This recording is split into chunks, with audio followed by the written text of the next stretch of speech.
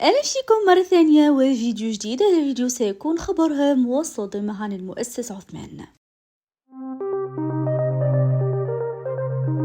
على ما يبدو أن المؤسس عثمان قد وصل إلى نهايته، رغم أنهم في نهاية الموسم الشتوي الماضي كانوا قد قرروا وأعلنوا رسميا عن تجديد مسلسل المؤسس عثمان لموسم سادس، وعلى أساس طبعا أن بوراك أوزجيفيت هو الذي سيظل هو البطل. ولكن قبل أيام قليلة نتفاجأ أن النجم وبطل المسلسل بوراك أوزجيفيت يقوم بإلغاء متابعته لحساب مسلسل المؤسس عثمان وأيضا لمنتج المسلسل، الشيء الذي أثار الكثير من التساؤلات، والآن اتضح السبب. والسبب مع كامل الأسف هو أن بوراك أوزجيفيت رسميا ينفصل عن كاست مسلسل المؤسس عثمان.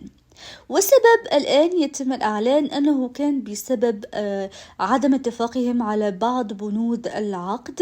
والبند الذي تم الإعلان عنه الآن، أو الخبر أو التفاصيل التي تم الإعلان عنها الآن، هو أن بوراك قد طلب أجر قدره 4 ملايين ليرة تركية على كل حلقة من الموسم الجديد، ولكن شركة الإنتاج لم تتقبل الأمر.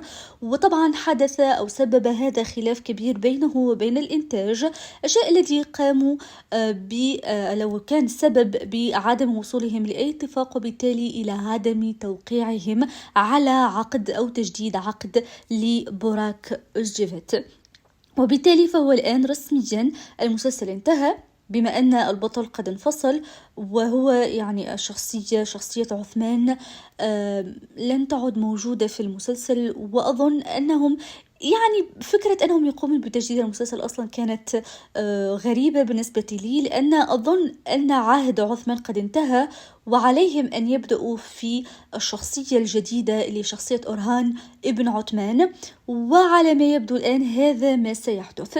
بسبب هذا الخلاف انفصل بوراك أوزجيفيت رسميا، ومعه انتهى مسلسل المؤسس عثمان رسميا. والآن سيعود المسلسل أو طاقم العمل بمسلسل جديد، وكما قلت سيكون لأورهان أو عن شخصية أورهان. وهذا يعني أنه سيكون هناك انفصالات كثيرة في كاست المسلسل، وأيضا سيكون هناك انضمامات جديدة، يعني بطلات جدد، أبطال جدد، شخصية رئيسية جديدة.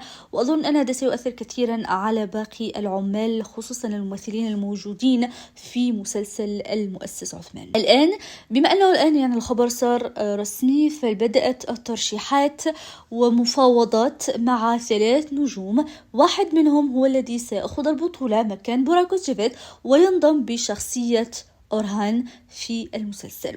الممثل الأول كان الممثل الشاب مراد أونالمش، الذي سينضم أو في حال يعني أعتذر هو في مفاوضات من أجل البطولة، إلى جانبه الممثل الشاب مارتياز جيأوغلو، ثم أخيرا الممثل الرائع إبراهيم تشيليكول. هؤلاء الثلاثة هم الذين يتم الإعلان أن هناك مفاوضات ولقاءات ليتم التوقيع مع واحد منهما بشخصية أورهان وبطل مكان المؤسس، أو عفوا مكان بوراك أوزجيفيت ليكون بطل المسلسل. عموما شاركونا رأيكم بهذا الخبر وبهذا التغيير المفاجئ، وطبعا من هو الممثل الذي تظنون سيكون مناسب ليأخذ شخصية أورهان ويكون بطل للمسلسل. لحد الآن لا نعلم ما هو العنوان الجديد لهذا المسلسل، ولكن أكيد سيتم الإعلان عنه في وقت قريب.